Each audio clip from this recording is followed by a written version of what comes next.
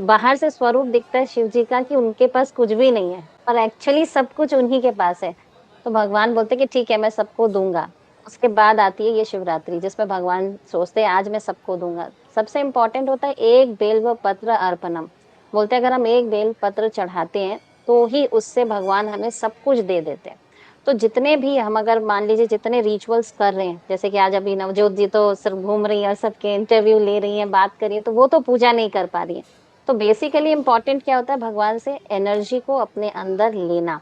तो उसके लिए अगर आप बैठ जाइए, कहीं पे भी जहाँ पे हैं आप वहीं बैठ जाइए, धरती से कांटेक्ट बनाने की कोशिश करें, चप्पल खोल दें और 10 मिनट तक कम से कम अपने हाथ को और अपने तलवों को पृथ्वी से जोड़ें। और जितने भी भगवान के जो परिवार के जितने भी सदस्य हैं, चाहे वो गणेश जी हैं, चाहे पार्वती जी हैं, चाहे वो यहाँ तक कि अगर नंदी भी हैं, चाहे अगर वो सिंह भी है, इन सब से जुड़े और सबसे ही हमें एनर्जी की आवश्यकता होती है।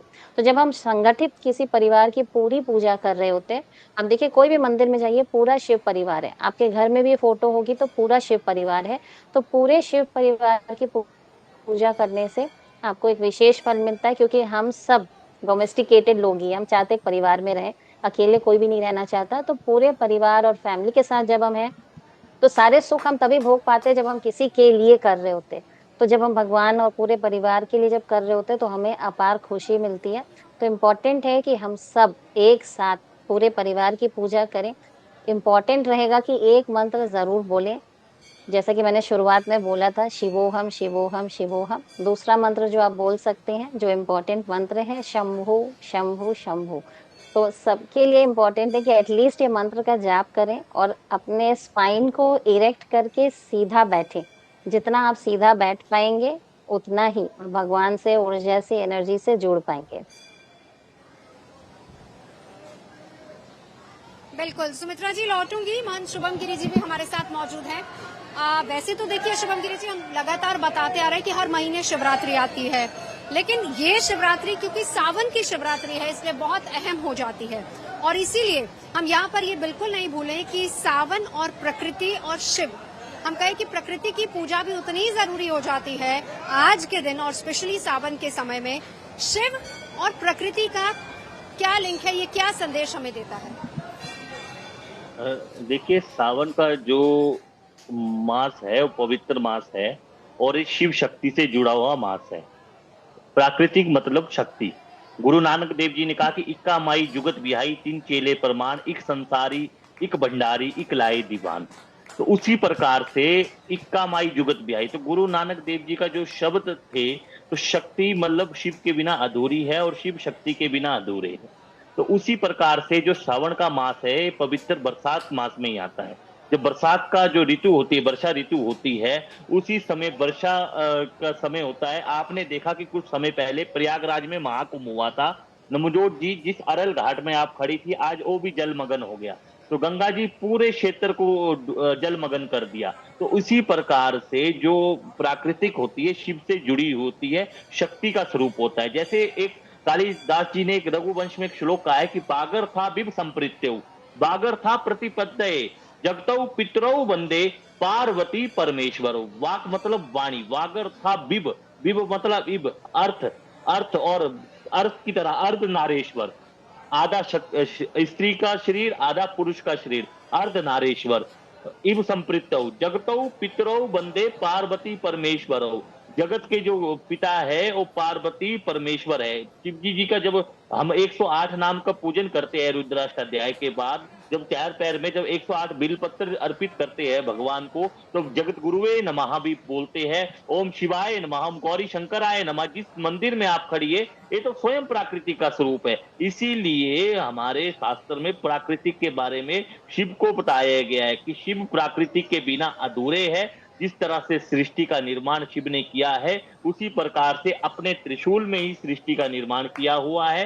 तो प्राकृतिक ऊर्जा हमें लेनी चाहिए। आज के दिन जो विशेष तौर से हमें नमः शिवाय का अगर हम 11 बार भी मंत्र का जाप करते हैं, या महामृत्युंजय मंत्र जिसको आता है महामृत्युंजय मंत्र का जाप करते हैं, या भगवान शंकर को धतूरा चढ़ाते हुए ओम नमः शिवाय बोलते हैं, तो हमारी मनोकामना पूर्ण होती है। मैं कहता हूं कि हम प्रभु को कैसे समर्पित हो, प्रभु को क्या प्रिय है, प्रभु को जो प्रिय होता है, जिस प्रकार से पंचामृत का भी हम अभिषेक करते हैं, तो भगवान शंकर प्राकृति का स्वरूप होता है। जैसे पंचामृत गाय के दूध से होता है, शहद मधुमक्खी से होता है, घी भी गाय के दूध से होता है, और गाय के दूध के साथ साथ आपका दही भी गाय के दूध से होता है। तो और शक्कर होती है, शक्कर भी प्राकृतिक होती है, धरती से उपजाई होती है, पृथ्वी से उपजाई होती है। तो उसी प्रकार से हम गौ श्रृंगी में अगर जल से भी भगवान शंकर को नमः शिवाय का भी जप करते हैं तो बहुत ऊर्जा मिलती है। अगर कोई लोग इस चीज को नहीं कर पाते हैं, अगर वो केवल ही भी तीसरे पैर में भी ध्यान करेंगे, तो उनकी मनोकामना अवश्य पूर्ण होगी। और सावन मास में भगवान शंकर धरती पे निवास करते हैं, और माँ पार्वती भी उनके साथ निवास करती है, और अनेक तीर्थों में निवास करते हैं। और जितने भी भक्त उनके जल अभिषेक करते हैं, हाथ जोड़कर नमः शिवाय का या शिवोम का मंत्र का जाप करते हैं, तो भगवान शंकर उनकी मनोकामना भी पूर्ण करते हैं। कई लोग होते हैं जो प्रभु से प्रभु को मांगे, ये बहुत महत्वपूर्ण बात है। और प्रभु हुई जो संघर्ष प्रभु की यात्रा करके किन्नर कैलाश जाते हैं, कैलाश मानसरोवर जाते हैं, तो प्रभु की कृपा भयो सब आजू, जन्म हमारा सफल भय काजू। जब प्रभु की कृपा होती है तब कोई भी वो नहीं होता है। नवजोत जी, जिस प्रकार से आप कठिन तप कर रही हो, आप भी धन्यवाद की पात्र हो। जो आदिदेव महादेव आपकी भी मनोकामना पूर्ण करे। तो इसी प्रकार से आप भी एक तप कर रही हो, और सारे देश विदेश को जीएनटी के माध्यम से हमें सारे ज्योतिर्लिंग के दर्शन हो रहे हैं, अद्भुत मंदिरों के दर्शन हो रहे हैं। ये भी हमारा सौभाग्य है, और दर्शकों का भी सौभाग्य है। बिल्कुल बिल्कुल। देखिए, एक और बड़ी अच्छी और खास बात जो हम यहाँ पर देख रहे हैं मंदिर में, वैसे ये ट्रेंड भी बन चुका है कि जब हम मंदिर जाते हैं हम अपनी सेल्फी जरूर लेते हैं, हम तस्वीर जरूर खिंचवाते हैं। आप लोग आइए ना, दर्शन हो गए, हम जल अर्पित कर दिया। हाँ, कहाँ से आए? बलिया से, बलिया यूपी। यहाँ से। अच्छा, सेल्फी एक मैंडेटरी हो जाती है कि आप दर्शन करने आए? हम यहाँ पे जो गांव वाले हैं वो दिखाने के लिए जाते हैं कि हम गए थे वहाँ पे दर्शन करने बाबा के।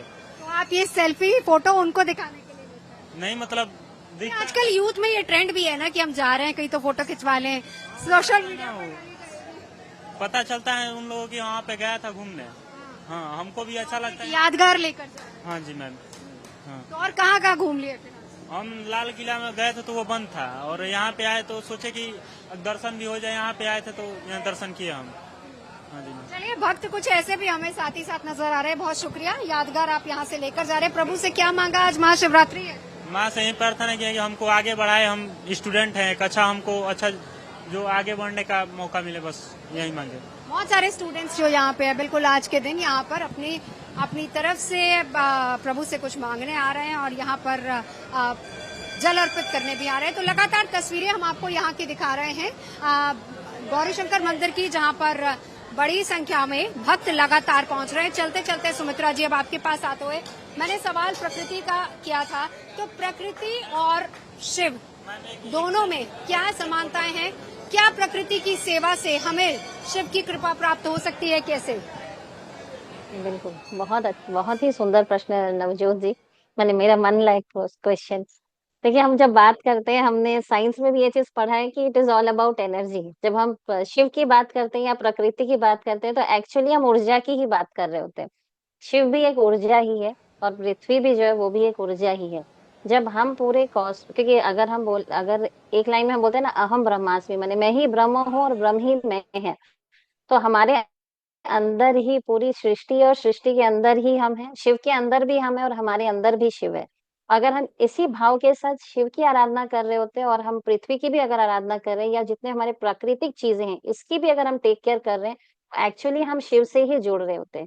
और अगर हम शिवमय होना चाहते हैं, तो इस शिवरात्रि में सबसे महत्वपूर्ण है कि आप सब में शिव को देखें। आपको अगर ये भाव मन में जिस दिन आ जाएगा कि मेरे सामने जो भी खड़ा है हर व्यक्ति शिव है, और उसकी सेवा करना ही शिव की प्राप्ति है, तो आपको शिव जरूर प्राप्त होंगे। क्योंकि यहाँ पे सिर्फ ये नहीं कि हम क्या चढ़ा रहे भगवान को, या जैसे अभी थोड़ी देर पहले मैंने प्रहरों की बात की आपसे, तो किस प्रहर पे क्या चढ़ा रहे, वो अलग एक सिग्निफिकेंस है एज पर हमारे ज्योतिष शास्त्र। पर अगर आप एज अ व्यक्ति समझें, और अपने आप को ब्रॉडर स्पेक्ट्रम में अगर समझें, तो अगर हम प्रकृति से जुड़ पा रहे हैं, और अगर हम गायों की सेवा या प्रकृति की सेवा या पौधों की सेवा कर पाते हैं, तो हम ऑटोमेटिकली शिव से जुड़ रहे हैं। क्योंकि जितना हमको एनर्जी पृथ्वी दे सकती है, उतना ही शिव दे सकते हैं।